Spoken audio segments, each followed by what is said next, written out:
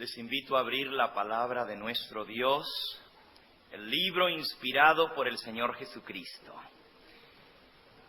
En el último libro de la Biblia, el libro de Apocalipsis. Y allí hay una bienaventuranza para el que lee, para el que escucha y para el que guarda las palabras escritas en este libro. Así que hoy vamos a ser bienaventurados, triplemente bienaventurados, porque vamos a leer, vamos a escuchar y vamos a poner por obra, ¿no es así? Estoy haciendo referencia a Apocalipsis capítulo 1 y versículo 3. Apocalipsis 1, 3. Bienaventurado. A ver, vamos a leerlo todos juntos. Apocalipsis 1, 3. Cuando lo encuentren, vamos a comenzar todos juntos. Apocalipsis capítulo 1 y versículo 3. ¿Ya todos lo encontraron? ¿O falta un poquito? Ok, todos juntos entonces. Bienaventurado el que lee y los que oyen las palabras de esta profecía y los que guardan las cosas en ella escritas, porque el tiempo está cerca. Triple bienaventuranza tenemos hoy. ¿Y saben lo que quiere decir bienaventurado? Feliz, dichoso. Dichoso aquel que oye las palabras de la profecía de este libro. Dichoso el que lee este libro y el que guarda las cosas que están escritas en este libro. Hay mucha gente hoy en día que no quiere estudiar del libro de Apocalipsis. Hay mucha gente que dice, no, ese libro es muy complicado, ese libro es muy difícil. Otros dicen, no, los que predican de Apocalipsis asustan a la gente. Pero el Señor da una triple bienaventuranza para el que estudia el libro de Apocalipsis. Bienaventurado el que lee, el que oye y el que guarda.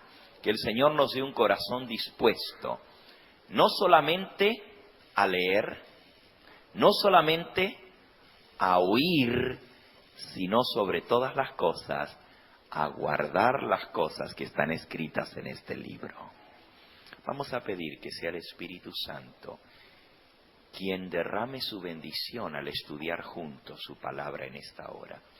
En forma reverente, inclinemos el rostro para pedir la dirección de nuestro Dios. Amante Padre Celestial, durante toda esta semana nos hemos congregado para estudiar un tema que tiene que ver con nuestra preparación para encontrarnos contigo cuando vengas en las nubes del cielo.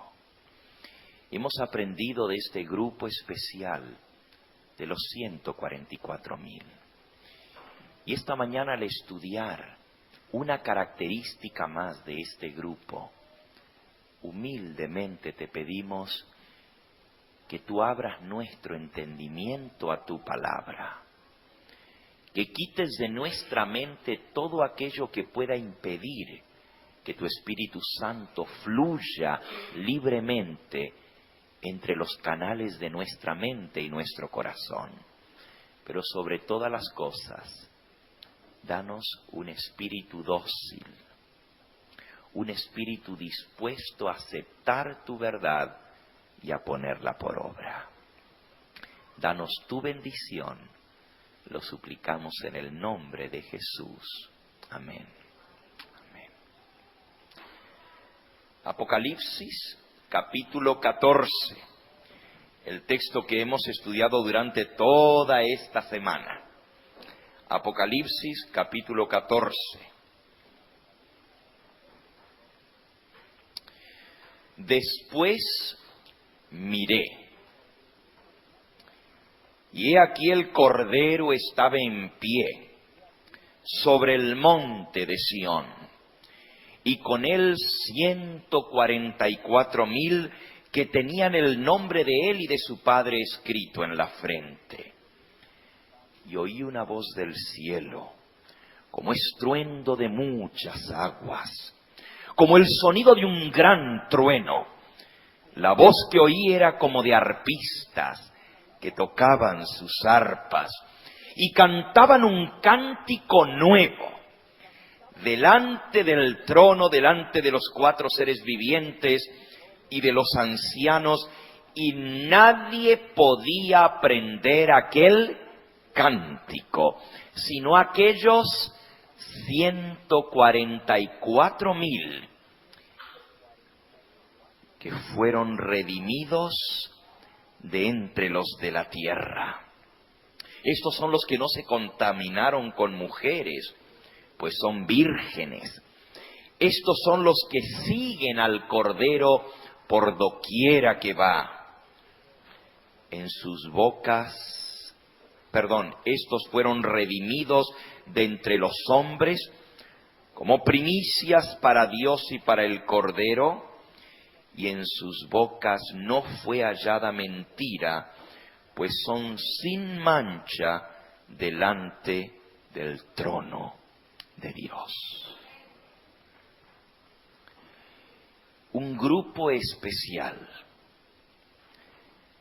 Vamos a repasar lo que hemos aprendido durante esta semana. A ver, el sábado pasado aprendimos que hay 2 grandes grupos de redimidos. Los que van a ser redimidos, ¿de dónde? Del sepulcro, los muertos en Cristo que han de resucitar, y los otros redimidos son los que van a ser redimidos ¿de dónde? De entre los hombres que están vivos en la tierra cuando Cristo venga. ¿Se acuerdan que vimos la transfiguración de Cristo y vimos a Moisés y a Elías junto con él? La transfiguración era una representación en miniatura de su reino de gloria. Y Moisés representa a todos los redimidos que el Señor va a redimir del sepulcro. Y Elías representa a todos los redimidos que el Señor va a redimir ¿de dónde? De entre los vivos. La cosecha que Él va a recoger de entre los hombres que estén vivos en esta tierra cuando Él venga. Ahora, entre los redimidos hay por lo menos 4 grupos de personas. Hay más, pero hemos estudiado 4 grupos. Uno es la gran multitud de toda nación, tribu, lengua y pueblo. Esos son los redimidos del sepulcro. Millones de millones que han vivido a lo largo de la historia de este mundo, que murieron confiando en el Cordero de Dios que quita el pecado del mundo, que fueron lavados con la sangre de Cristo Jesús. Murieron confiando en ese Cordero. ¿Saben desde quién? Desde el primer hombre que murió en esta tierra, Abel. La Biblia dice que Abel ofreció un sacrificio sobre el altar y Dios aceptó el sacrificio de Abel, pero no aceptó el sacrificio de Caín. ¿Y por qué Dios no aceptó el sacrificio de Caín? Porque sin derramamiento de sangre no hay ¿qué? Remisión de pecados. La paga del pecado es muerte.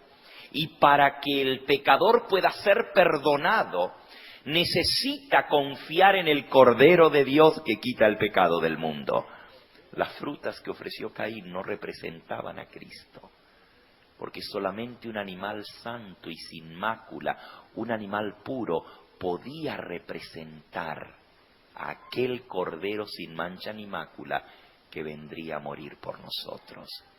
Así, desde Abel en adelante, todos los redimidos que hayan confiado en la sangre del Cordero serán resucitados para estar con el Señor. También aprendimos de otro grupo. La Biblia le llama el grupo de los ancianos. Ancianos,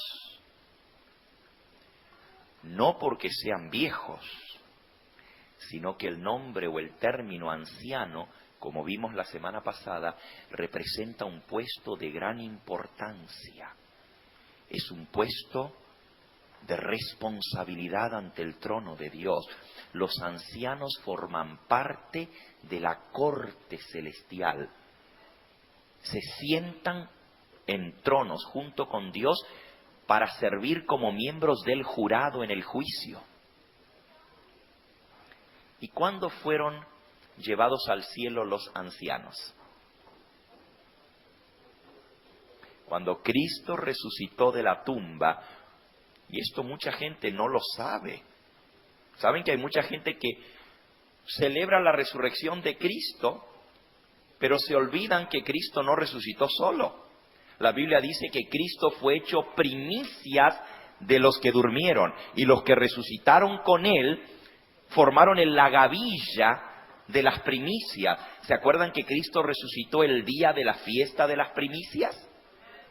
El domingo de resurrección, el sacerdote por miles de años tomaba una gavilla del grano nuevo y lo traía para mecer esa gavilla sobre el altar para consagrarlo a Jehová. Esa gavilla quiere decir un manojo de espigas. Ese manojo de espigas que se traía y se mecía sobre el altar representaba esa muchedumbre de granos, porque una espiga tiene muchos granos y un manojo grande de espigas tiene cientos, miles de granos. Todos esos granitos en la ofrenda mecida, así se llamaba en el día de las primicias, se ofrecían las primicias del fruto de la tierra. Y esa gavilla mecida representaba a los que resucitaron con Jesús. You want to put it here? Thank you. Thank you. Si ustedes quieren buscar en San Mateo, en el capítulo 27, van a leer acerca de los que resucitaron con Cristo. San Mateo, capítulo 27. Mucha gente no sabe que Jesús no resucitó solo. Siempre se habla de la resurrección de Cristo, pero Él resucitó con un gran número de redimidos que fueron resucitados con Él. San Mateo capítulo 27.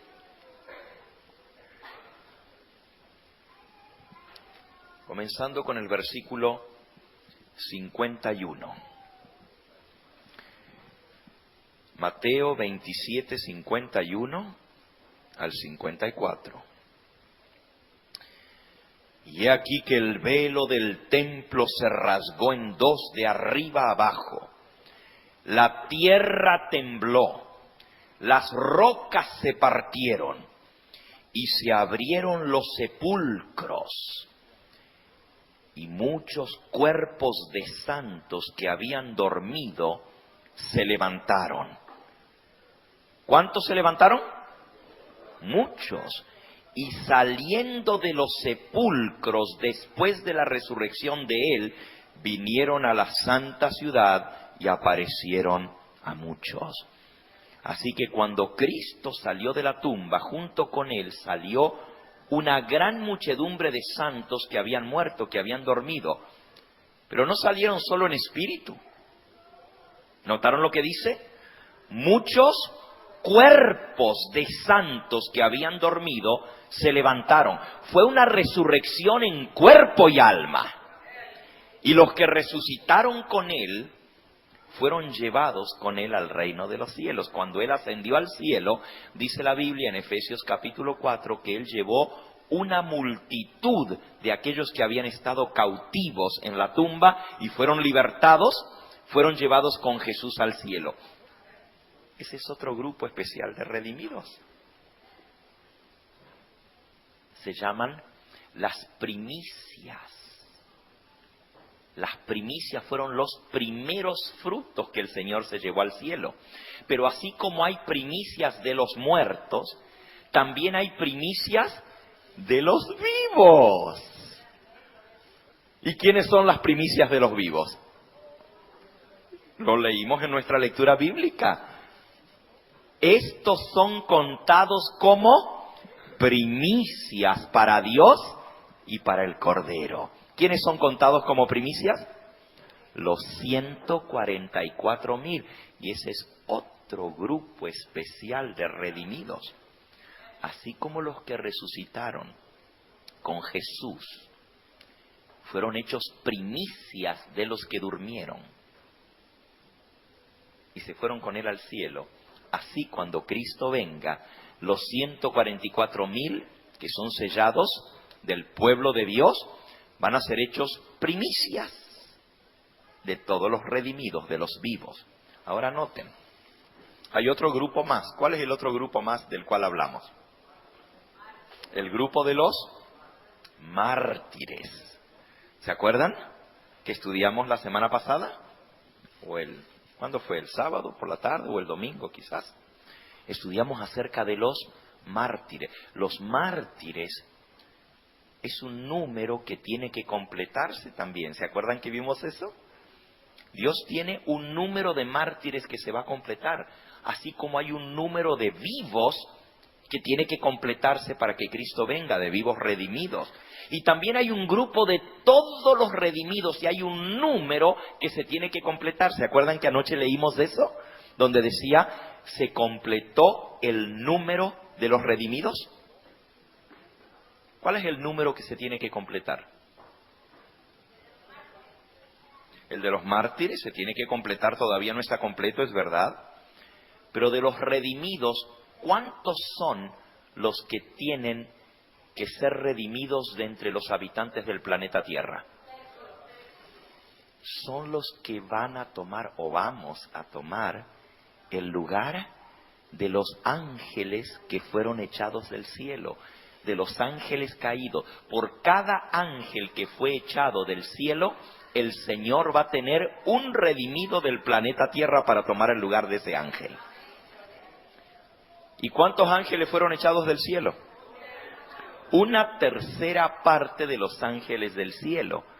Millones de millones. Cuando se complete ese número, entonces el Señor va a venir a buscar a sus escogidos. Interesante, ¿verdad? Así que están los resucitados, los redimidos de la tumba, están los redimidos de entre los vivos, de entre los hombres de la tierra, los 144,000, están los redimidos cuando Cristo resucitó, el grupo, eso se les llama las primicias de los muertos, y Cristo como cabeza de esas primicias, y está el grupo de los mártires. ¿Cómo se van a diferenciar los mártires en el reino de los cielos? Van a tener un ribete o un cordón o un bordón o una cinta roja en torno al borde de su manto y en las mangas del manto blanco, brillante como la luz. Van a tener un ribete, un cordón de grana de color rojo que va a simbolizar que fueron los que derramaron su sangre por Cristo Jesús. Pero hoy estamos hablando acerca de los 144,000. Hoy ya terminamos esta semana de estudio y ¿saben? Nos queda muchísimo por estudiar. Tanto. Cualquiera diría, bueno, un solo versículo, Apocalipsis 14, 1-5, una semana entera estudiando eso y todavía no hemos terminado. Pues así es la palabra de Dios, hermanos. La palabra de Dios es una fuente inagotable. Es como cuando usted saca agua del pozo. ¿Se vacía el pozo? Usted le saca agua y siempre sale agua fresca. Y vuelve y saca agua otra vez y el pozo siempre se sigue llenando. Nunca se acaba el agua del pozo. Así es el pozo, la mina de salvación que hay en el libro de Dios. Nunca jamás podemos agotarlo. Permanece para siempre. Ahora, así dice el profeta Isaías, sécase la hierba, marchítase la flor, mas la palabra de nuestro Dios que permanece para siempre. Hemos estado estudiando de este grupo de los 144,000 y yo les voy a resumir en esta mañana No voy a tener el tiempo de estudiarlo, porque solo nos queda el tema de hoy, el tema de esta tarde, y esta tarde vamos a ver lo que es el sello del Dios vivo, que llevan los 144.000 en la frente. Pero yo les quiero resumir esta mañana lo que yo descubrí en mi estudio sobre los 144.000. Si alguno tiene interés, yo lo tengo por escrito aquí. Tengo hasta un dibujo de los eventos finales y cómo va a ser el sellamiento y todo. Y abajo tengo las citas. Lo escribí a mano y le podemos sacar fotocopias y entregarles a todos ustedes. Esta tarde, los que vengan, yo les puedo sacar las fotocopias durante la tarde y traerlas, ¿ok? Les voy a resumir lo que yo he descubierto. Aquí vienen las citas. Yo no les voy a estar citando el libro y la página, solo les voy a decir lo que yo descubrí. Y después, si ustedes quieren, lo investigan por ustedes mismos. Y aquí vienen las citas con las páginas. Les voy a contar un poquito del privilegio tan grande que va a ser pertenecer a los 144.000. Escuchen. Número 1. Los 144.000 son el único grupo de redimidos que no va a tener que gustar la muerte. ¿Ustedes saben lo que es eso? Todo ser humano que ha vivido en este planeta ha tenido que enfrentarse con la hora atroz de la muerte. Y nosotros sabemos que es algo muy duro. Los que han perdido un ser querido saben cuán dura es la separación de la muerte. Y el que va a morir, si está consciente, pues no sabe lo que hay más allá, no sabe qué le espera. Qué hermoso es los cristianos que sabemos lo que es la muerte, ¿no es cierto? La muerte es cerrar nuestros ojos en un sueño y dormirnos confiados en Cristo Jesús. Pero los 144.000 serán el único grupo de redimidos que van a estar en el reino de los cielos y van a vivir eternamente y nunca jamás pasaron por la experiencia de la muerte. O sea que van a pasar de esta vida terrena a vida eterna sin gustar la muerte, con excepción de algunos individuos. Sí, eso es lo que estoy diciendo, que aquí comienza la vida eterna. Eso es lo que estoy diciendo, hermana, exactamente, usted lo comprendió muy bien. La vida eterna comienza desde que aceptamos a Cristo Jesús, porque el que cree en Cristo vivirá eternamente. Ahora, a algunos les toca dormir un poquito, el sueño de la muerte.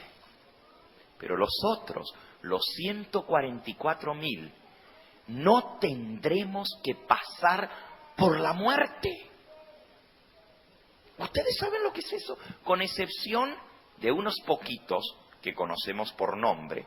Uno fue Enoc, y creo que solo hay 2 mencionados en la Biblia. Enoc, que fue llevado al cielo sin ver muerte. Hebreos capítulo 11. Y en el versículo 5 dice que Enoc fue traspuesto sin ver la muerte. Fue llevado al cielo vivo. ¿Y el otro quién fue? Elías. Elías fue llevado en un carro de fuego y nunca tuvo que gustar la muerte. Con excepción de esos 2 individuos, todos los demás que han vivido en esta tierra han tenido que morir. Pero la última generación que esté viva en esta tierra va a entrar al reino de los cielos sin pasar por la experiencia de la muerte. Qué privilegio tan grande, ¿no es cierto? Yo quiero estar vivo cuando venga Cristo. Yo no quisiera tener que morir. Qué hermoso es estar vivo y estando vivo, ver el rostro del Señor Jesús. Primer privilegio, entonces, no gustarán de la muerte. Segundo privilegio que yo descubrí. Los 144.000 van a ser sacerdotes de Dios. son los únicos que van a entrar en el templo en el cielo. Ahora, usted dice, bueno, ¿y por qué? Escuchen esto. Todos los redimidos vamos a vivir en la Nueva Jerusalén, en la ciudad de Dios. Todos vamos a ver el rostro de Dios. Todos vamos a ver las calles de oro y vamos a caminar sobre las calles de oro. Todos vamos a comer del árbol, del fruto del árbol de la vida. Todos vamos a tener el privilegio de estar en la presencia de Cristo y de los santos ángeles. Pero los únicos que entran dentro del templo, o sea, el templo es la morada del Dios Altísimo, donde se efectúa la purificación de los pecados, donde Cristo intercede por nosotros. Los únicos que entrarán en el templo son los 144,000. ¿Ustedes se acuerdan que en la antigüedad el pueblo de Israel venía al tabernáculo? Ahí tenemos una maqueta del tabernáculo.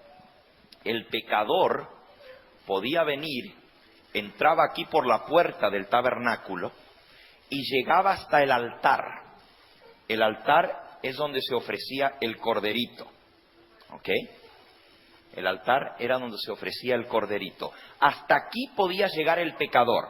Entraba por las puertas y llegaba hasta el altar. Confesaba su pecado sobre la cabeza del corderito y así su pecado se transfería de su persona al cordero. Y luego el cordero tenía que ser degollado, porque la paga del pecado es muerte. El pobre corderito inocente que nada había hecho, ¿qué culpa tenía en el animalito? Tenía que ser muerto, porque era un símbolo de aquel que nada malo hizo, ni hubo engaño en su boca, pero que vino a tomar nuestro lugar, vino a morir por nosotros. Ahora, ¿podía el pecador entrar dentro del santuario? ¿Podía? ¿Quién era que entraba al santuario? El sacerdote. ¿Y para qué entraba al santuario el sacerdote? ¿Qué llevaba con él? Llevaba la sangre del cordero, entraba ya dentro. Aquí había un velo, no se podía ver así como este, había un velo que lo cubría. Y el sacerdote entraba detrás del velo y con esa sangre rociaba sobre el altar que estaba frente al segundo velo. El segundo velo era otra cortina que separaba el lugar santo del lugar santísimo. Y el sacerdote tenía que rociar la sangre delante del velo, porque en la sangre está la vida. ¿Se acuerdan lo que dice la Biblia? La vida está ¿dónde? En la sangre. Entonces, la vida del pecador era demandada por la ley transgredida. La paga del pecado es muerte. Y el sacerdote llevaba la vida del cordero y la rociaba, la derramaba frente a la ley transgredida de Dios para pagar por ese pecado. Pero obviamente la sangre de un animal no podía pagar por la vida de un ser humano. Eso era un símbolo que representaba al Cordero de Dios que quita el pecado del mundo. Ahora, ¿quiénes eran los únicos que entraban al santuario? ¿Quiénes? Los sacerdotes. Los 144,000. Según leímos esta semana, ¿ustedes se acuerdan? Dice que son hechos sacerdotes para Dios y para el Cordero, y son los únicos que entran dentro del templo celestial. ¿Se acuerdan que leímos? Llegaron hasta la puerta del templo, ese templo que tenía 7 columnas de oro transparente, y Jesús levantó su mano y con voz melodiosa dijo: un momento, en este lugar solo los 144,000 pueden entrar. ¿Por qué los 144,000? ¿Por qué tienen ese privilegio que nadie más tiene?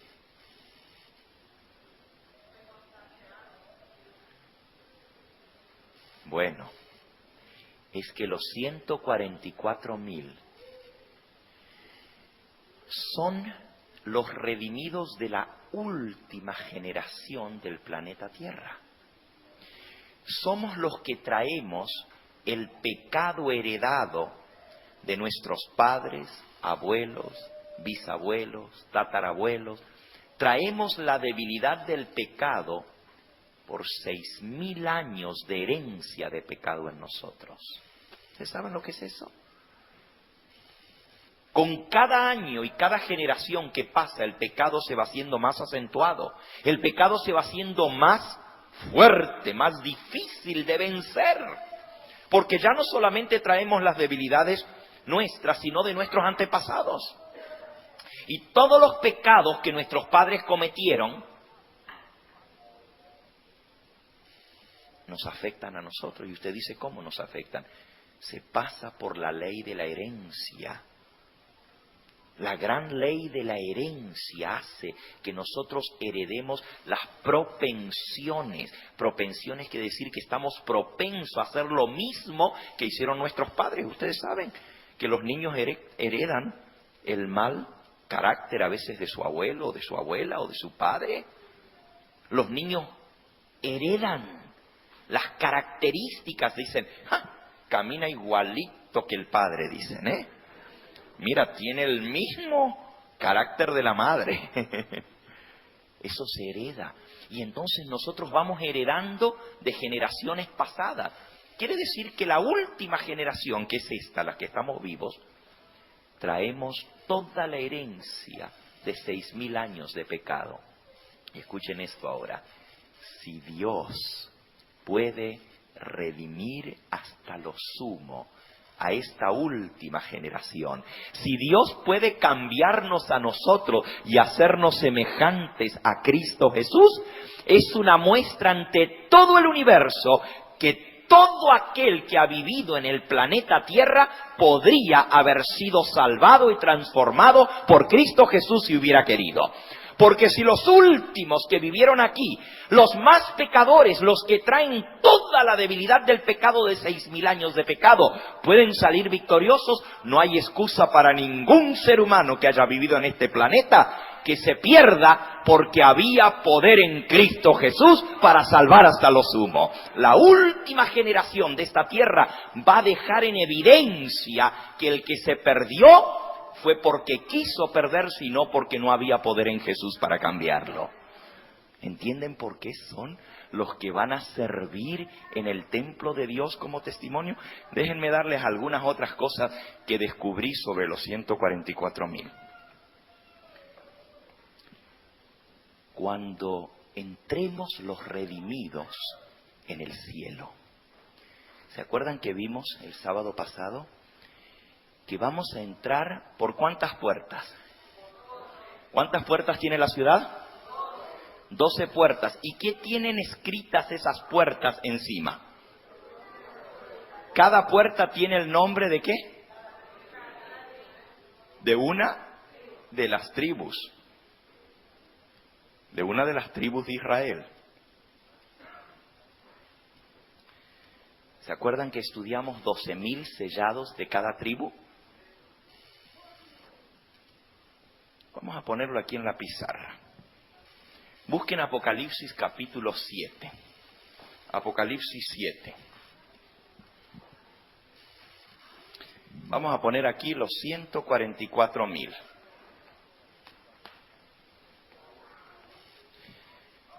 Dice el versículo 4. Y oí el número de los sellados. 144.000 sellados de todas las tribus de los hijos de Israel. Y entonces comienza a explicar. De la tribu, ¿de qué? ¿Cuál es la primera tribu que menciona ahí? Judá. De la tribu de Judá, 12.000 sellados. Judá. Es interesante, pero Judá fue el cuarto hijo de Jacob, no fue el primero. Pero está mencionado primero en la lista. ¿Saben cuál fue el primer hijo? Rubén. Rubén. Por eso a los hijos mayores siempre les ponen Rubén. Rubén es el mayor. Y al más chiquito siempre le ponen Benjamín, porque Benjamín fue el último de los hijos de Jacob. De ahí vienen esos nombres que hasta el día de nosotros, hasta el día de hoy, por ejemplo, mi hermano mayor se llama Rubén. Sí, yo tengo el hermano mayor de todos, se llama Rubén porque fue el primero. ¿Ok? Sin embargo, en la lista de las tribus, la primera que aparece es Judá, porque de la tribu de Judá nació ¿quién? Cristo. De ahí vino el libertador, y a Judá le fue dado el cetro y el dominio sobre sus hermanos. Eso está en Génesis 49. ¿Se acuerdan que les decía el sábado pasado que hay una profecía para el tiempo del fin en Génesis 49? No la vamos a estudiar hoy, pero solo les estoy mostrando que hay mucho más que aprender que lo que nosotros hemos podido cubrir aquí en estos 7 días. ¿Ok? Después de Judá, entonces dice de la tribu de Rubén, 12,000 sellados. Y después de Rubén, ¿a quién menciona? A Gad. Ahora esto está muy interesante porque Gad es el séptimo hijo de Jacob, y sin embargo aparece en tercer lugar. ¿Por qué está cambiado el orden de las tribus? En un momento vamos a ver eso. Judá 12,000 sellados, Rubén 12,000 sellados, Gad 12,000 sellados. La cuarta se llama Aser. La quinta, Neftalí.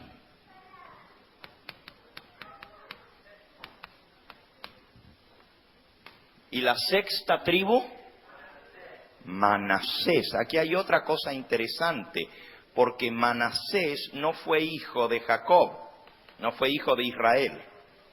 Jacob es Israel. Ese fue nieto de Jacob. ¿Era hijo de quién? De José. Pero Jacob adoptó a Manasés y a Efraín, los dos hijos de José, como que fueran hijos suyos, y les dio parte de la herencia. O sea que José, que era uno de los hijos de Jacob, recibió doble porción de la herencia, porque se repartió entre los 12 hijos, pero como el abuelo Jacob, antes de morir, adoptó a Efraín y a Manasés como hijos suyos, les dio a cada uno una misma porción. Por lo tanto, José recibió 2 porciones.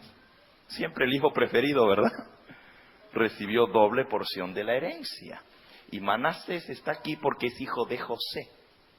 Pero de ahí salió una tribu de Israel. ¿Ok? Después de Manasés, ¿cuál es la número 7? Simeón. Simeón, una de las tribus más grandes. Y luego, Leví. Leví es la tribu de los levitas, de los sacerdotes, pero aparece en 8º lugar aquí. Y luego la número 9, ¿cuál sigue? Isaacar. Isaacar, 12,000 sellados. Y luego, Zabulón, 12,000 sellados. Zabulón. Y entonces aparece José. Ya José está representado en Manasés, pero aquí aparece otra vez José. José, 12,000 sellados. Recuerden que José tuvo 2 hijos, y de los 2 hijos salieron 2 tribus. Una, la tribu de Manasés, y la otra, la tribu de José o Efraín, el otro hijo. José o Efraín. ¿Ok? Y la número 12 es la tribu de Benjamín. Benjamín. ¿Ok? Ustedes ahí tienen las 12 tribus. Ahora, cuando los redimidos entremos en el cielo, vamos a entrar por una de estas 12 puertas, porque eso está en Apocalipsis capítulo 21. Ya lo estudiamos, esto es un repaso solamente, ¿ok? Por eso no les estoy dando todos los versículos, porque ya los hemos estudiado. En Apocalipsis 21 dice que la ciudad tiene 12 puertas, 3 al norte, 3 al sur, 3 al este y 3 al oeste. Y encima de las puertas, que son de perlas, cada puerta es una perla. Imagínense qué tamaño de perla. ¿Qué tamaño de perla? Y encima tiene escrito el nombre de cada uno de los 12 hijos de Jacob. Pero es interesante que uno de los 12 hijos de Jacob, el nombre no está aquí. Es Dan. El sexto hijo de Jacob se quedó fuera de la lista. Dan no entra. No va a haber nadie de la tribu de Dan. Ojalá que ninguno de los que están aquí pertenezcan a la tribu de Dan. Y usted dice, ¿por qué? Porque Dan se queda fuera. En lugar de Dan, el que tomó lugar fue Manasés. Manasés tomó el lugar de la tribu de Dan. La razón por la cual Dan se pierde es bien interesante. ¿Se acuerdan que la vimos esta semana? El problema de Dan era que no pudo vencer sus defectos de carácter. Y el defecto de Dan, la palabra Dan significa juez. Juez. Dios le había dado a Adán, no Adán, sino Adán, al hijo de Jacob que se llamaba Dan, le dio una característica muy especial. Él tenía un discernimiento agudo. Él tenía percepción, tenía don de entendimiento. En el libro de Primera de Corintios, ese don se llama el don de discernimiento de espíritus. Hay personas que tienen ese don. Usted puede mirar a una persona, puede hablar con una persona y nomás de hablar con ella se da cuenta si lo están engañando o no. Usted ve a esa persona y la manera de pararse, de mirar, usted puede casi juzgar a esa persona y decirle, esta persona es así y así y así, con solo verla. Dicen que las damas tienen más esa característica que los hombres, ¿verdad? Le llaman el sexto sentido femenino, ¿verdad? El sexto sentido, porque tienen una sabiduría para poder evaluar o pesar a las personas, ¿eh? Yo cuando mi esposa me dice algo, I pay attention, you know. Cuando ella me dice, mira, ten cuidado con fulanito, ya yo he aprendido que cuando ella dice algo es mejor que yo escuche, porque muy raras veces se equivoca. Le sale exacto como ella lo dice. Y sabes, al principio cuando yo me casé, a mí me molestaba mucho eso. Yo le decía, tú no puedes juzgar a las personas así si no la conoces. Eso está malo. ¿Cómo tú vas a juzgar a la persona? Y ella me decía, bueno, yo no sé, pero yo te lo digo. Yo te lo digo. Y después salía verdad lo que ella me decía. Ese se llama el don del discernimiento. Y Dios le había dado a Adán ese sentido de discernimiento. Él podría haber llegado a ser un gran juez, porque los jueces tienen que tener ese don de entendimiento, de discernimiento. Imagínense un juez que viene, el acusado, y le cuenta la historia y el juez se la traga con anzuelo y todo. Se deja engañar, no puede ser. El juez tiene que saber discernir si la persona que está hablando dice la verdad o no. Yo no sé si ustedes han visto un show, una vez yo lo vi con mis niños, un show ahí en la televisión. No me acuerdo cómo se llama, pero es hay dos, hay una mujer y también hay un hombre, y le traen People's Court o algo así. People's Court, ajá, que le traen ahí y el juez le dice ta, ta, ta, y al otro ta, ta, ta, le dice. Porque sabe, los agarra así al vuelo, le dice, tú estás mintiendo, tú no estás diciendo la verdad, mira, tú esto, porque tiene discernimiento. Dan tenía ese don de discernimiento. Podría haber llegado a ser de gran ayuda para sus hermanos. Pero tristemente Dan utilizó ese don que Dios le dio para juzgar y condenar a sus hermanos, para hablar mal de ellos, para sacarle los trapitos al sol. Sí, para hablar por la espalda de sus hermanos, en vez de ir directamente y decirle, mira, tú estás mal por esto y esto y esto. He talked behind their back. Es como serpiente. Bueno, si usted, ya que me detuve en Dan, lo pueden leer, está en Génesis 49. Génesis 49.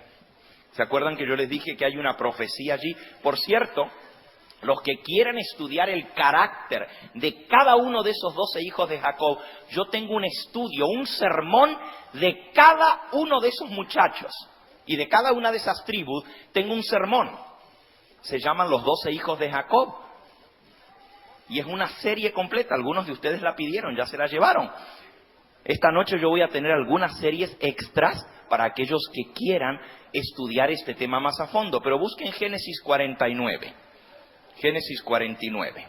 ¿Se acuerdan que el versículo 1 dice: llamó Jacob a sus hijos y les dijo, juntaos y os declararé lo que ha de acontecer, ¿cuándo? ¿Cuándo? En los días venideros, o en otras Biblias dicen los postreros días, en los días últimos de la historia de este mundo. Vamos con Dan. Dan está en el versículo 16. ¿Saben? Comienza aquí hablando de Rubén, después sigue de Simeón, Leví, Judá, Zabulón, Isaacar en el versículo 14 y luego Dan en el versículo 16. Dice así: Dan juzgará a su pueblo. Este es un juego de palabras con el nombre Dan. Dan, juez, juzgará a su pueblo, que muerde los talones del caballo. ¿Cuáles son los talones? Atrás, ¿verdad? Muerde por detrás. Está al acecho a ver qué le puede morder al otro. Y cuando pasa, le muerde por detrás y hace caer hacia atrás al jinete. ¡Qué tremendo! ¡Qué carácter tan horrible describe esto! What a crafty character, huh? Es un carácter, an awful character. They bite behind your back. And there's a lot of people like that in the church today, you know. Lots of them. Este es uno de los problemas que hay dentro del pueblo de Dios en el tiempo del fin. Gente que muerde por detrás, que habla mal de su prójimo. Pero yo ya prediqué sobre Dan. ¿Se acuerdan esta semana cuando les hablé de eso? Así que no me voy a detener mucho más. Solamente sepan esto, que Dan no está entre las 12 tribus de los redimidos, porque no pudo vencer su defecto de carácter. Nadie que hable mal de su prójimo va a entrar en la ciudad de Dios. Si tú tienes algo que decir y ves que tu hermano está en pecado, ¿qué dice la Biblia? Ve y habla con él estando tú y él a solas. Si tu hermano te escucha, habrás salvado a tu hermano. Pero muchos de nosotros, en vez de ir a hablar con la persona, ¿qué hacemos? Hablamos por detrás. Ok, Dan. Se queda por afuera Dan. Ok, este lo vamos a quitar de aquí. Ahora, cada uno de los caracteres de estos jóvenes representa un carácter, un tipo de temperamento. La gente habla de 4 temperamentos: el flemático, el colérico, el sanguíneo y el melancólico. Según la Biblia, hay 12 tipos de caracteres. Y cuando usted estudia de cada uno de ellos, usted va a ver qué interesante es, porque usted puede descubrir cuáles son sus características, sus fuertes y también sus debilidades, para poderlas vencer por la gracia de Cristo. Ahora, yo no tengo tiempo de estudiar el carácter de estos muchachos, pero allí en Génesis 49, ustedes pueden ver el significado o la importancia de algunos de estos nombres. Por ejemplo, Judá. Dice en el versículo 8, Judá, te alabarán tus hermanos. Tu mano será en la cerviz de tus enemigos.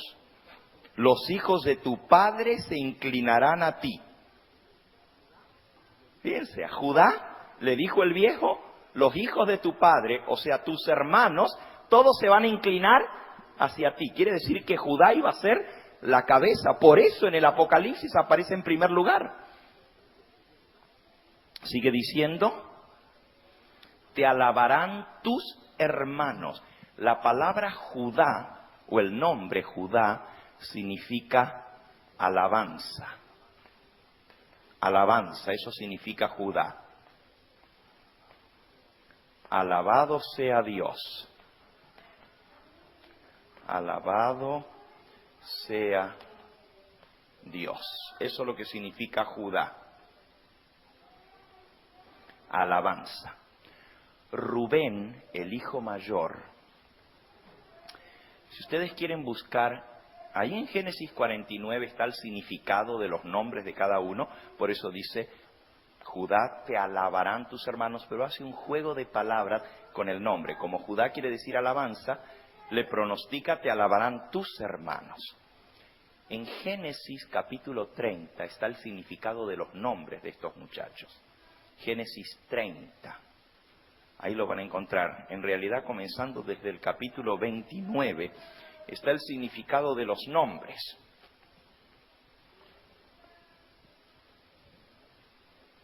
En el 29, en el versículo 31 dice, vio Jehová que Lea era menospreciada. Lea era la hermana de Raquel, ¿se acuerdan? Que hablamos de esto la semana pasada, cuando Jacob se fue a casar, cómo su suegro lo engañó, y en lugar de darle a Raquel, a quien él amaba, le dio ¿a quién? A Lea, la hermana mayor. Y como vio Jehová que Lea era menospreciada, le dio hijos a Lea, pero Raquel era estéril. Y concibió Lea y dio a luz un hijo, y llamó su nombre Rubén, porque dijo, ha mirado Jehová mi aflicción, ahora por tanto me amará mi marido. Pobrecito Lea, pobrecita. Quería el amor de su esposa, de su esposo. Y como era menospreciada, dijo, ahora que le di un hijo, ahora me va a querer, ahora me va a amar mi marido. Rubén, Ben en hebreo quiere decir hijo, Ben. Por eso Benjamín quiere decir hijo de mi mano derecha. Benoni quiere decir hijo de mi dolor. Rubén, Benadab quiere decir hijo de Adab. Ben simplemente quiere decir hijo. Ru viene del verbo ra'a, que quiere decir ver. Y Ru es el imperativo, quiere decir mira, mira, un hijo. Qué alegría la de Lea cuando nació ese muchacho. Dijo, mira, un varón, un hijo. Y le puso por nombre, en hebreo eso se dice Ru. Ru quiere decir mira. Y ven, un hijo, mira, un hijo. Y le dejó de nombre Rubén.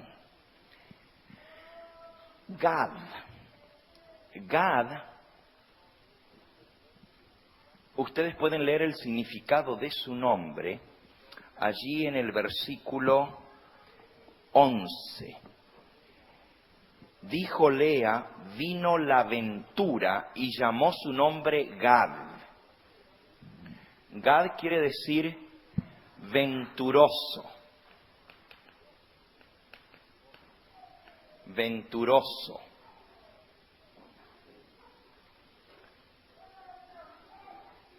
También el nombre Gad en hebreo tiene otro significado. Es una de esas palabras que tiene doble significado. Por eso dejé el espacio aquí, porque le voy a poner la primera parte del significado del nombre.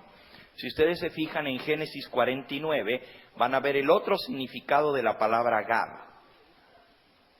Si ustedes lo buscan en un diccionario, van a ver que esa palabra tiene dos significados. Gad, versículo 19, dice, Gad, ejército lo acometerá, mas él acometerá al fin.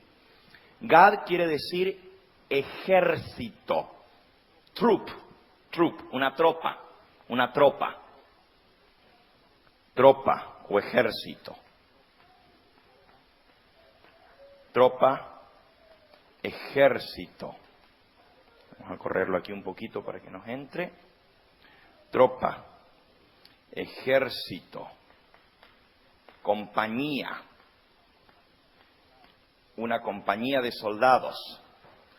Venturoso. Y también quiere decir venturoso. ¿Ok? Ahora, vamos a ir un poquito más rápido. Si vuelven a Génesis 29, vamos a ver el significado de los otros hijos o de los nombres. Dice ahora otra vez, versículo 33, Génesis 29, 33. Concibió otra vez y dio a luz un hijo, y dijo, por cuanto oyó Jehová que yo era menospreciada, me ha dado también y llamó su nombre Shimeón.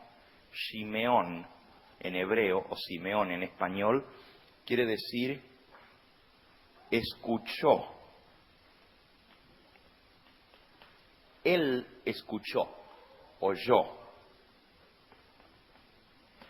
Pero en el idioma hebreo, escuchar no es solamente oír que alguien está hablando, es prestar atención, ¿ok? Porque hay dos palabras en hebreo. En español nosotros decimos, ¿me escuchaste? Y yo puedo estar escribiendo a máquina y digo, sí te escuché, pero no presté atención a lo que tú estabas diciendo. ¿Oíste? Mi esposa me dice, ¿oíste? Yo digo, sí, te oí. ¿Y qué fue lo que te dije?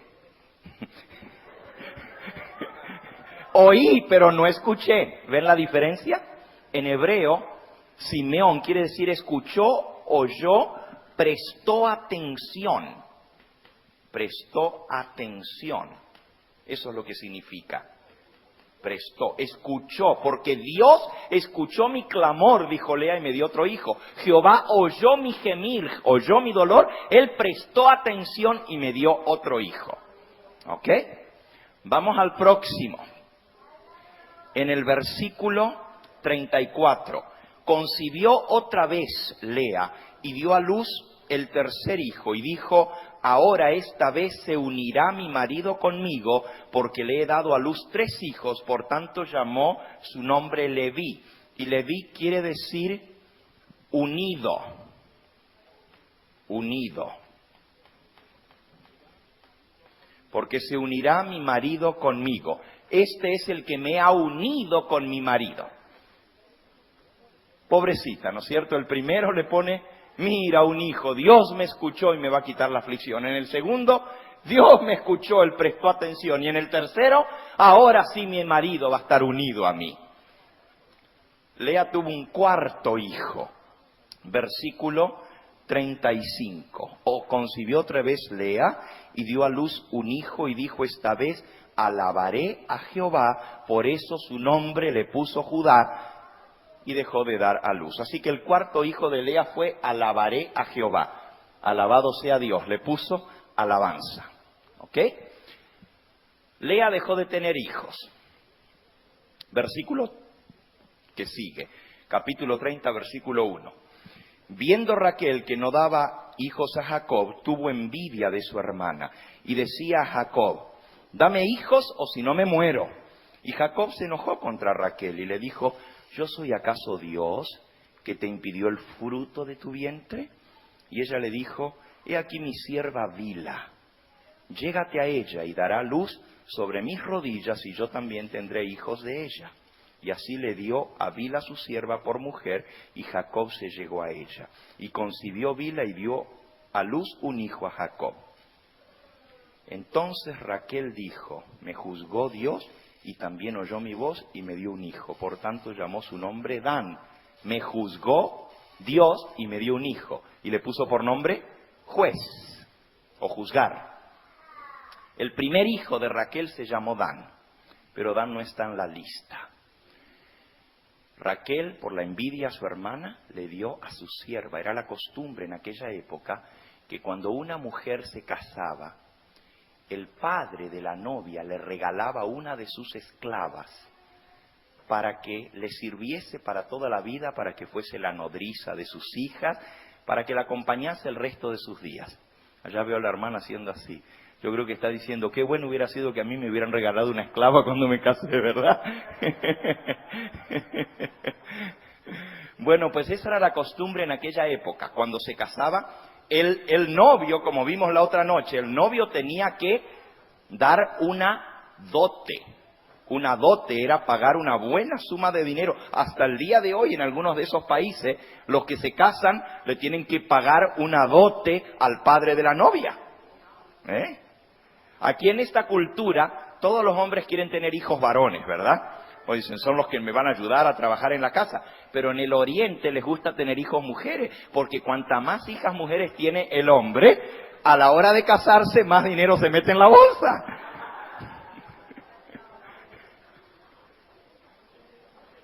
Oh, sí, si un hombre tiene 10, 12 hijas, ese se hace rico a pura dote. Y cuanto más bonita es la muchacha, más alto está la dote. Y si hay muchos que la quieren, pues él dice, a ver, ¿quién me da más?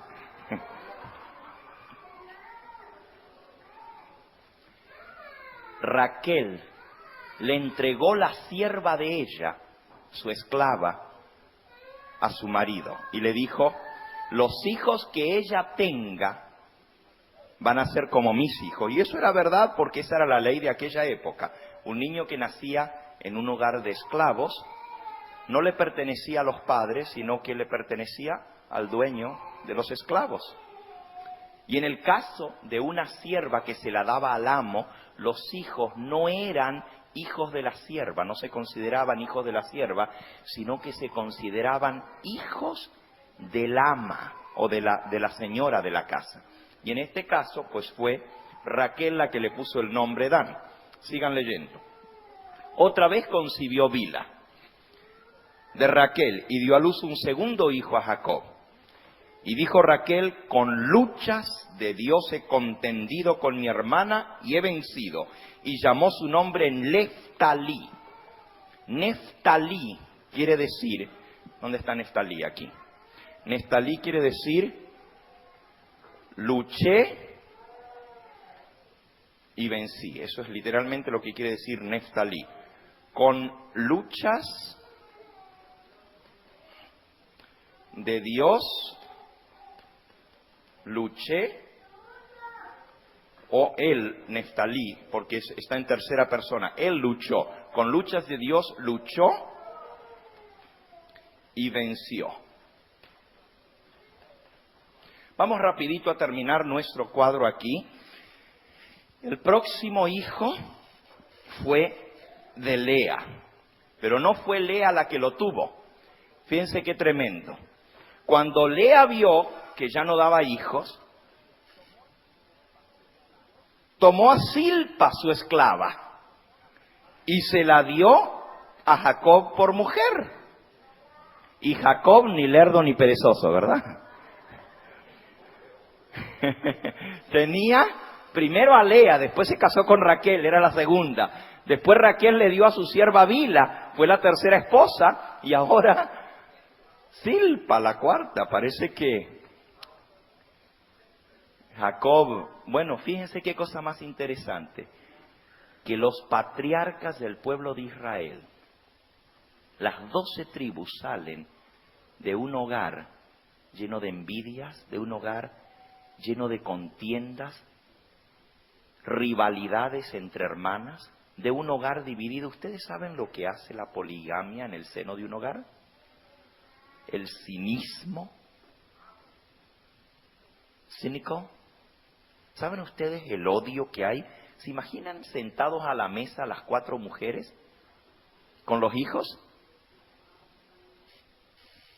¿Se imaginan cómo habrá sido ese hogar? Nosotros a veces pensamos que venimos de hogares malos, de hogares en donde hay peleas y hay lucha. Este hogar era algo terrible. Una hermana no tragaba a la otra.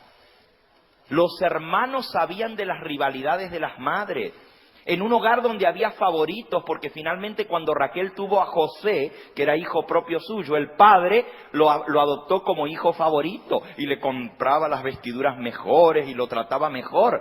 Y todo esto despertaba el odio y el rencor y la envidia de sus hermanos hasta que lo vendieron.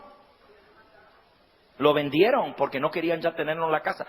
Ustedes, you talk about soap opera. This is the best soap opera you can listen to. ¿A ustedes les gustan las novelas? Pues esta es una novela tremenda. Escuchen la novela de la casa de Jacob y van a ver qué novelas de las que cuentan hoy en día. Aquí había de todo, hay intriga, hay incesto. Rubén se metió en la cama de su padre. Hay asesinato. Entre Leví y Simeón se juntaron para matar al novio de su hermana que se llamaba Dina. Pero no nomás lo cogieron contra el novio de Dina, sino contra toda la familia, porque Dina se había ido solterita para la casa de su novio y la dejó embarazada. Es como una novela esta historia, ¿saben?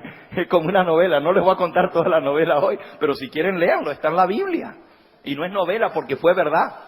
Las novelas son todas mentiras. ¿Saben? Un hogar donde hubo todo tipo de problemas. Y si Dios de ese hogar tan lleno de problemas y dividido pudo sacar los fundadores de su pueblo escogido, eso muestra que Dios puede agarrar el barro y hacerlo vasija útil para sí. Puede agarrar la escoria, lo que no sirve, y hacerlo algo grande para su gloria. Nadie diga, es que yo tengo desventajas. Ojalá yo hubiera nacido en un hogar bueno, en un hogar cristiano, en un hogar... Nadie tiene que pensar así, porque Dios puede agarrar la basura más grande que venga del hogar con más problemas y hacerlo algo grande para gloria y honra de su nombre. Eso es lo grande de la familia de los patriarcas. ¿Ok? Terminemos aquí el cuadro. Ahora, Silpa le da un hijo y se llama Gad. Ese ya lo pusimos. Gad quiere decir troop. ¿Y saben por qué le puso troop? O sea, le puso aventura, pero le puso troop también porque dijo, ya tenemos una tropa aquí. Ya eran 4 había tenido ella, más 2 más, ya era una tropa, ya eran 6 muchachos. Lo que menos imaginaron era que la casa, en vez de ser 6, iban a ser 12 hijos, imagínense. Una casa con una tropa completa, ¿no es cierto? Ok, sigamos ahí la historia. Luego Silpa, la sierva de Lea, le dio a luz otro hijo a Jacob, versículo 13. Y dijo Lea, para dicha mía, porque las mujeres me dirán dichosa, y llamó su nombre Aser. Aser quiere decir dichoso, feliz, bienaventurado. Para dicha mía, las mujeres me llamarán dichosa. ¿Ok? Finalmente, Lea vuelve a tener hijos.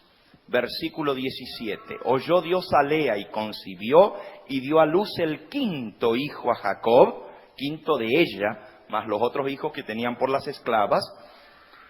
Y dijo Lea, Dios me ha dado mi recompensa por cuanto le di mi sierva a mi marido, por eso llamó su nombre Isacar.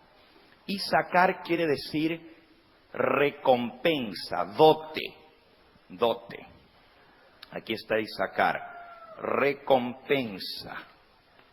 recompensa o galardón, premio o dote. Eso es lo que significa el nombre Isacar. Sigan leyendo. Después concibió Lea otra vez y dio a luz el 6.º hijo a Jacob. Y dijo Lea, me ha dado una buena dote, ahora morará conmigo mi marido, porque le he dado a luz 6 hijos varones. Y llamó su nombre Zabulón.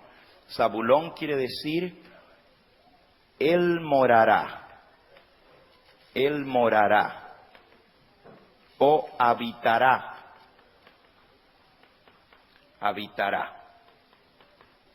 conmigo. ¿Ok? Y ahora vienen los hijos de Raquel la despreciada, Raquel la estéril. Dice el versículo 22, y se acordó Dios de Raquel y la oyó Dios y le concedió hijos. Y concibió y dio a luz un hijo varón y dijo, Dios ha quitado mi afrenta y llamó su nombre Yosef, diciendo, añádame Jehová otro hijo. José quiere decir, give me another one. Give me another one. Dame otro. Dame otro. Él multiplique o él multiplicará.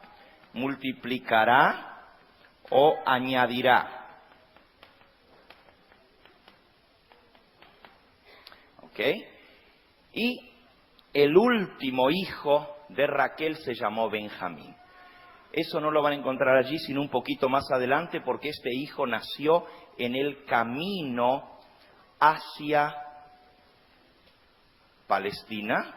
En Belén nació Benjamín. Por eso se dice que Belén es de la tribu de Benjamín. Génesis capítulo 35. Después que partieron de Betel, versículo 16, como a media legua de la tierra para llegar a Efrata. Efrata es la ciudad de David, de la tribu de Efraín, cuando dio a luz Raquel y hubo trabajo en su parto. Y aconteció como había trabajo en su parto, que le dijo la partera, no temas que también tendrás este hijo.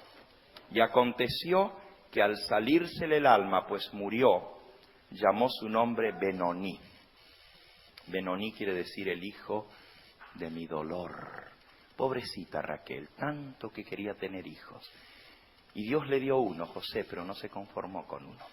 Le dijo, miren el nombre que le puso, dame otro. Multiplícame más los hijos. Y Dios le dio otro hijo, pero ese otro hijo le costó la vida. Porque hubo trabajo en el parto, vino mal el parto. Y en esa época no tenían los hospitales que teníamos nosotros, no la pudieron atender, andaban por el camino de viaje. Y ahí nació Benjamín. Y ella le puso, antes de morirse, Benoní. ¿Cómo habrá sufrido, pobrecita, en ese parto? Para que le ponga al hijo, el hijo de mi dolor, el hijo de mi tristeza. Pero el padre, después de que ella murió, le cambió el nombre y le puso Benjamín.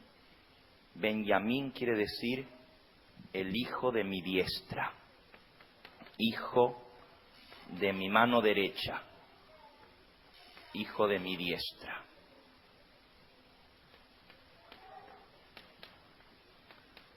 Y nos queda uno más, que es Manasés. Ya no vamos a buscar su nombre, pero está en Génesis capítulo 48. Fue hijo de José. Y Manasés quiere decir olvidando. Olvido quiere decir Manasés. Olvidando el pasado. ¿Y por qué le puso Manasés José a su hijo? Porque dijo, Dios me ha hecho olvidar el pasado de mi dolor, de mi tristeza. ¿Se acuerdan cuando estuvo 7 años en la cárcel? ¿Se acuerdan cuando fue vendido? Todo lo demás. O sea, él puso a su nombre, a su primer hijo, Manasés, olvido. Y así le dejó su nombre. Nosotros estábamos hablando de las recompensas de los 144,000. Y dijimos que cuando entremos en el reino de los cielos, vamos a entrar por una de estas puertas. Es interesante descubrir que en la Biblia dice que la puerta principal es la puerta de Judá. Esa es la puerta principal, porque es la puerta que se llama alabanza. Es más, el nombre del primero se aplica a todas las demás puertas. Vean qué interesante. Busquen creo que está en Isaías 60. Isaías 60, versículo 11 al 18. Miren lo que dice sobre las puertas de Jerusalén. Isaías 60, dice el versículo 11. Tus puertas estarán de continuo abiertas, no se cerrarán de noche ni de día, para que sean a ti traídas las riquezas de las naciones y conducidos a ti sus reyes. Y entonces dice el versículo 18, nunca más se oirá en tu tierra violencia, destrucción ni quebrantamiento en tu territorio, sino que a tus muros llamarás salvación y a tus puertas alabanza. ¿Cómo se llaman las puertas? Judá. Así se llaman las puertas. Porque todo el que entre por cualquiera de las 12 puertas va a entrar alabando el nombre de Cristo Jesús. Alabanza es el nombre de las puertas. ¿Se imaginan qué privilegio entrar por esas puertas? Yo creo que yo pego gritos de alegría cuando entre por esa puerta.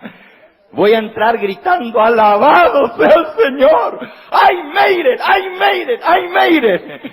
Alabado sea el Señor. Imagínense, qué privilegio entrar por una de esas puertas. A mí no me importa cuál me toque entrar. Yo ya sé por cuál voy a entrar. Yo ya sé por cuál, porque yo sé cuál es el carácter mío. Eso no se lo voy a decir a ustedes. Pero ustedes estudien el carácter de esos muchachos. Y van a ver cuál es el carácter de ustedes. Y hay que vencer los defectos de carácter para poder entrar en esas puertas. Así que el primero se llama alabanza. Todas las puertas se llaman alabanza. Pero aquí hay algo interesante. Cada uno va a entrar por la puerta que le corresponde. Miren esto. Cuando entremos al reino de los cielos, vamos a estar reunidos por compañías. Y vamos a entrar. Si yo les pudiera contar cómo va a ser la marcha de triunfo, la marcha de entrada. ¿Se acuerdan cuando los generales o los emperadores venían de la lucha y de la batalla y entraban en Roma en lo que les llamaban la entrada triunfal?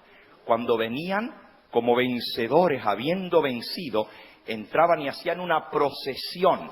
Y en esa procesión venía el emperador al frente y detrás de él venían todos los soldados, los generales, y al final traían todos los esclavos de las naciones que habían vencido. Y entraban por un arco que se llamaba el arco de triunfo. Por eso en Roma usted puede ver muchos arcos de triunfo, los emperadores que venían de sus conquistas. Todavía algunos de ellos están en pie, esos arcos. Pues nosotros vamos a entrar por esos arcos de triunfo que son las puertas de la Nueva Jerusalén. Y al frente va a venir el representante de esa tribu.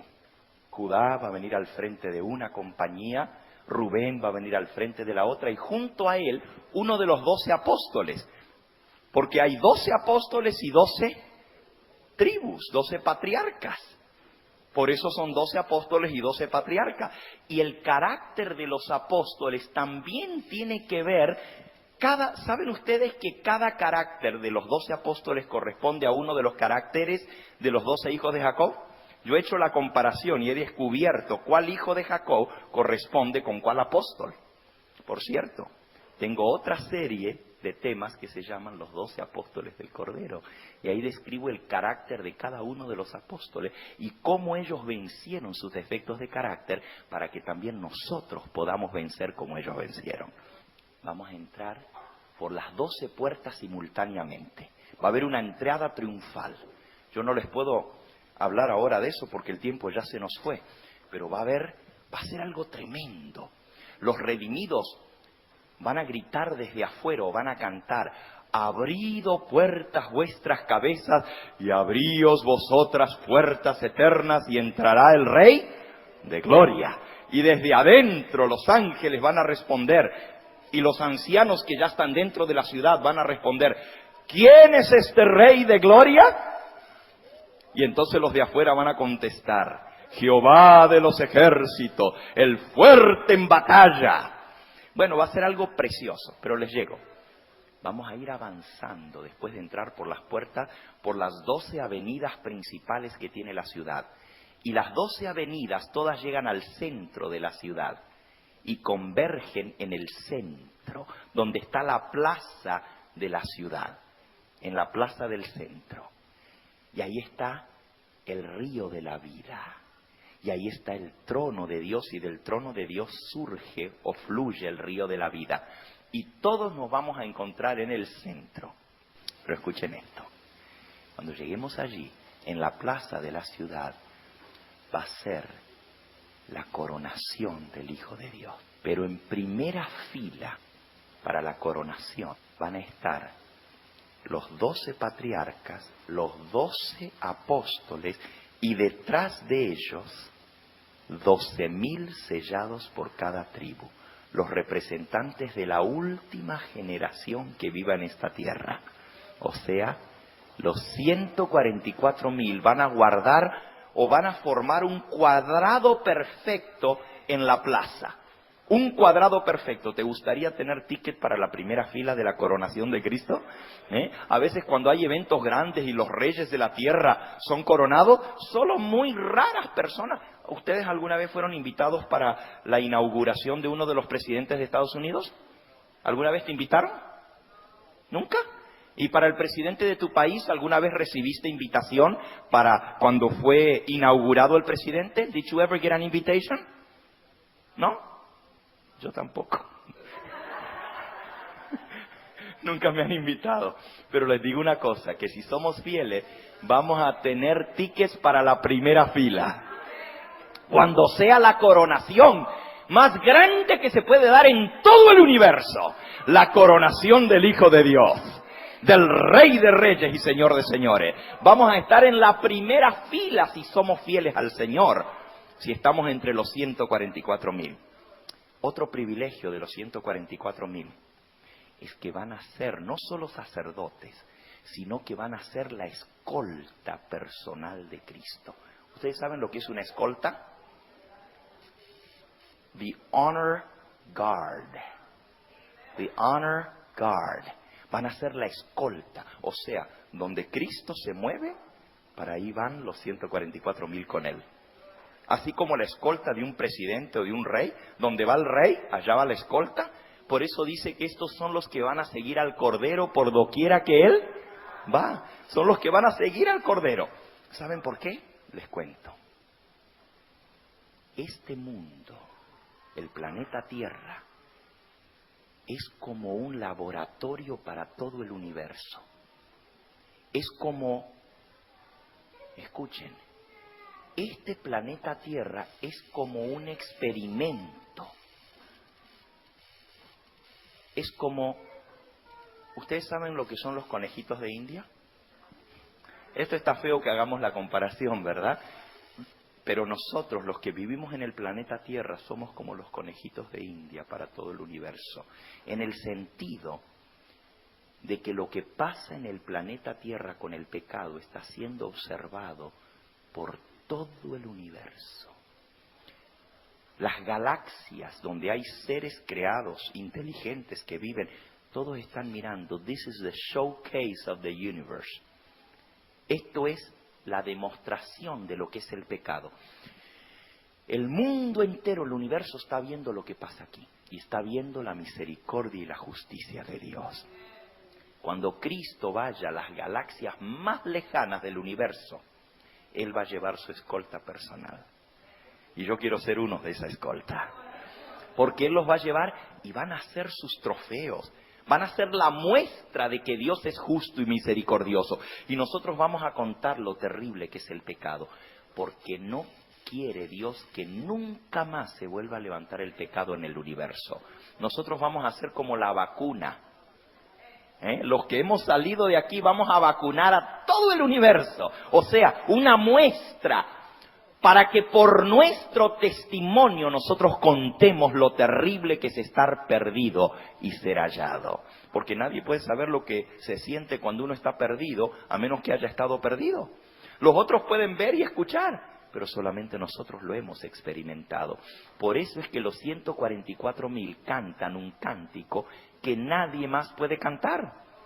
Porque es el cántico de su propia experiencia, de su vida. Y nadie puede cantar de mi vida sino yo mismo.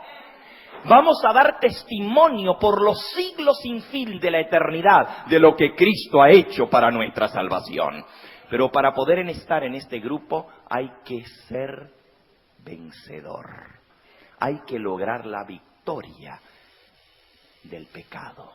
Hay que abandonar el pecado porque Dios no va a llevar a nadie al reino de los cielos que le guste la mentira, que tenga engaño en su boca. ¿Se acuerdan lo que ya estudiamos esta semana? Dios no va a llevar a nadie al reino de los cielos que acaricie un pecado y quiera seguir con él. Para estar entre este grupo dice que están sin mancha delante del trono de Dios. Miren ahora el mensaje que hay en el nombre de los 144,000. ¿Están listos?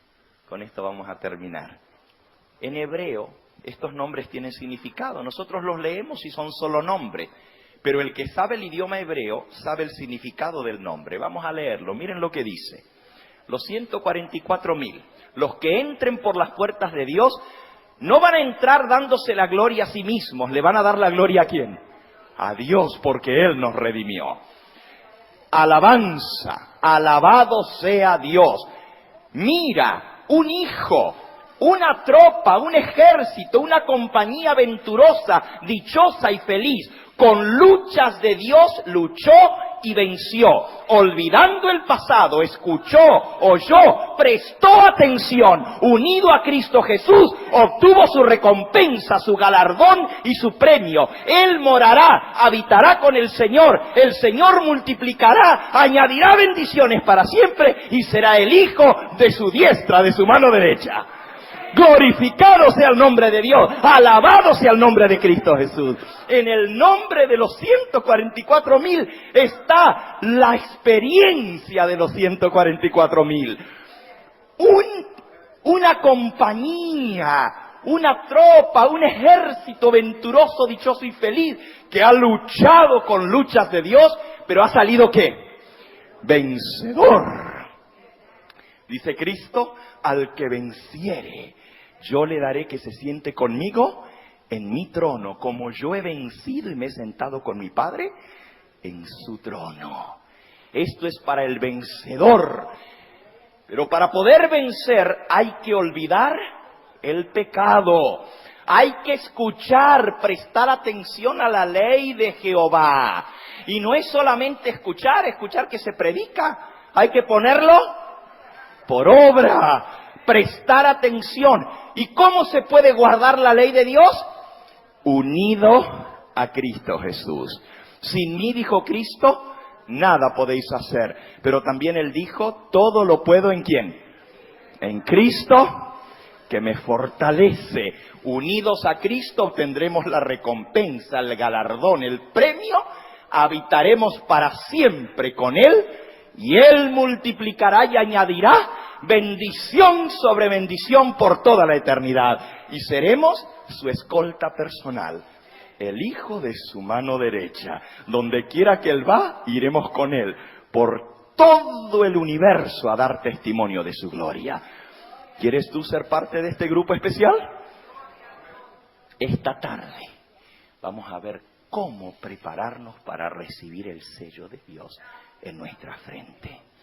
¿Hay alguno aquí en esta mañana que quiere decir, Señor, yo sé que es muy difícil lograr la victoria? Tengo defectos en mi vida que he heredado de mis padres, de mis abuelos. Traemos el peso de 6,000 años de pecado en nosotros. Pero quizás hay alguno aquí que quiere decir, Señor, yo sé que unido a ti puedo alcanzar la victoria. ¿Hay alguien aquí que se atreve a decir, Señor, yo quiero estar entre este grupo especial? Yo quiero que tú me ayudes para ser un vencedor, un victorioso. Yo quiero entrar al reino de los cielos. ¿Tú quieres ser salvo? ¿Quieres que tu familia se salve contigo? ¿De todo corazón lo anhelas? ¿O no quieres ser salvo? ¿Qué hay más importante que la salvación? ¿Hay algo más importante? ¿De qué sirve que yo gane todo este mundo y pierda la vida eterna? ¿De qué sirve que tenga tierras, que tenga posesiones materiales, que tenga dinero en el banco, que tenga una buena educación, que tenga un título, que tenga una buena familia, que tenga buenos carros, que tenga buenas posesiones materiales, que tenga todo lo que este mundo puede ofrecer, fama y riquezas, y sin embargo me pierda el reino de los cielos? ¿Te imaginas qué terrible será quedarse fuera? ¿Hay alguien aquí, en esta mañana, que quiere decir, Señor, yo quiero seguirte a ti? Yo quiero seguir tu ejemplo. Para seguir al Cordero en el cielo, hay que aprender a seguirle aquí en la tierra. Si yo quiero seguir al Cordero por doquiera que va en el cielo, tengo que seguirlo aquí en la tierra. ¿Cuántos en esta hora quieren decir, Señor, yo te seguiré, oh Cristo? Donde quiera que tú me guíes, yo te seguiré. ¿Te animas a decírselo al Señor? Si ese es el sentido y el deseo de tu corazón, yo te pido que se lo manifiestes en esta hora diciéndole al Señor: yo te seguiré, oh Cristo. Himno número 265. Yo te seguiré, oh Cristo, donde quiera que tú me guíes, sigo. Sí, Señor, te seguiré. Y si tu deseo realmente es seguir a Jesús, entonces ponte en pie para manifestárselo en esta hora. Y busca ese himno y vamos a cantarlo juntos. Dios, te agradecemos infinitamente por esa sangre preciosa en la cual hemos sido lavados y limpiados. Te agradecemos porque en Jesús hay poder, no solo para lavarnos del pecado, sino para transformarnos y darnos la victoria sobre el pecado. Señor, te pido que nos bendigas a cada uno de los que estamos aquí en esta hora. Te hemos dicho nuestro himno: yo te seguiré, Señor. Yo te seguiré, oh Cristo, donde quiera que tú guíes. Pero, Señor, sabemos que el camino va a ser duro, que vienen pruebas y tribulaciones a todo aquel que quiera vivir siguiendo tu camino. Sabemos que el camino por donde tú pasas pasa por la vía dolorosa, pasa por el Gólgota, pasa por el Calvario. Pero nosotros queremos seguirte, Señor. Y te hemos dicho que aunque todos te negaren, nosotros no te vamos a negar. Señor, que no seamos como Pedro, que prometió lo mismo y a la última hora se echó atrás y dijo que no te conocía. Confirma, Señor, nuestra dedicación a ti. Bendice a estas almas que han pasado aquí adelante. Tú las has llamado para ser tus hijos muy amados. Confirma este llamado para salvación y que puedan sellar sus vidas a través del bautismo, para que en el día de tu venida no solamente ellos, sino sus esposos, sus esposas, sus hijos, sus hijas, sus nietos, sus abuelitos, sus primos, primas, hermanos, padres e hijos, toda la familia completa puede estar lista para darte la bienvenida cuando vengas en las nubes del cielo. Que no falte ninguno de los que estamos aquí. Despídenos con tu bendición y que nadie falte el día de mañana para escuchar tu palabra. Te lo agradecemos en el nombre precioso de tu Hijo, nuestro Salvador, el Señor Jesucristo. Amén.